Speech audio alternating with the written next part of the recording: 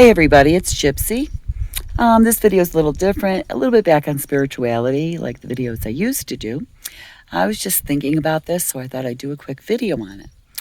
The other day I was doing a video call with my mother and my sister, and they were both talking about how, you know, they wish I could go back to Ohio and see them and stuff like that. So I started thinking about it, decided I was going to look up flights and stuff, and if I could find someone to just check in on my property and take care of my animals. I am in February going to go back to Ohio for my mother's birthday. So I called my sister and I was talking to her about it. And she just started telling me what things are like back in Ohio. Now, I don't want to get into anything controversial because I feel to each his own. We all have to make our decisions that we think are best for us personally. It should never be politicized or used to divide and conquer. So, what I'm about to say, please don't take offense to. My sister, my best friend, are on the opposite spectrum. They believe differently and they chose differently than me. But we all still love each other, obviously, because I'm going back there. And, my sister and I talked about it. And I told her, I'm not sure what the flight rules are and stuff like that. And yes, that is the moon behind me. Isn't that beautiful? And that's how we got on this topic. And I'm outside because I have a 17-foot trailer. I have no living area. So the outdoors is my living room. So at night when I'm done working, I sit out here. Anyways, my sister was telling me what things were like back in Ohio. She said most people are vaxxed and very cautious still. Not that they're walking around wearing masks or there's any more restrictions, but it's just the way most people where I grew up and lived for the first 54 years of my life feel about it. So I told my sister, I said, I felt like I was meant to come to the Southwest. First I was living in Arizona, and then I just recently moved to Mexico. And I had this very strong draw to come out here. And this is what I call listening to your soul. Let your soul guide you. When you have these very strong feelings that you have to do something or you want to do something very strongly, follow it. Go with your first instinct. Go with your intuition. Because I've talked about pre-life planning. And the major events in your life you have planned before you came into this life so you can learn certain things, experience certain things, etc. It's very complicated. I don't understand it enough to go into it, but I do know that much. So I let my soul guide me. And I came out here. And I told my sister, I said, I think a lot of it has to do because I never really fit into society.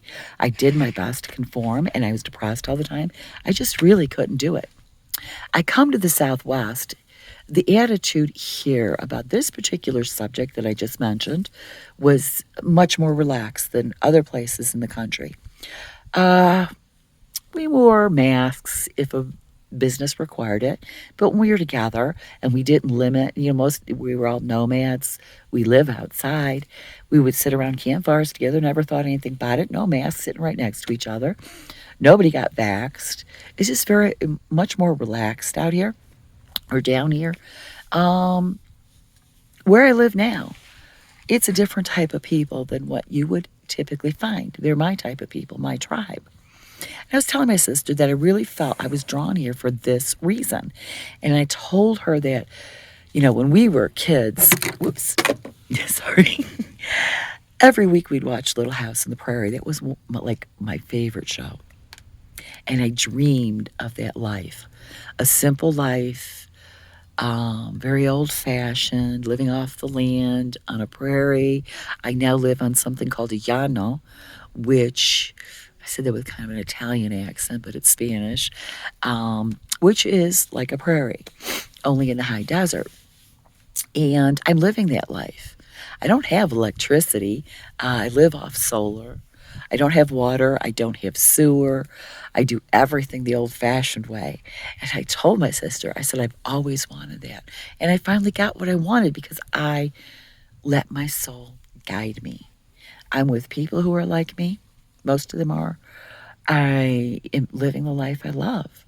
And I told her, I said, it's hard work to live this way. It really is. Physical hard work. But I love it. And it's what I've always wanted.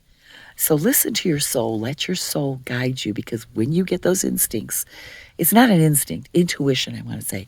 When you get those intuitions, more than likely, most of the time, it's going to be because it was something you planned before coming into this life. And so go with that. And sometimes the situation, for whatever reason that you planned, is a difficult one.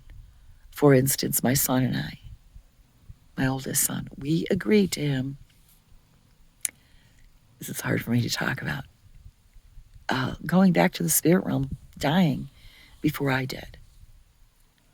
I'm not sure the exact reason. I know it was for my spiritual growth. And it's still hard after 8.5 years for me to talk about. But not all of them are bad. Most of them, like something like this, are really good, and it's for your spiritual growth too. So spiritual growth can be a difficult situation, or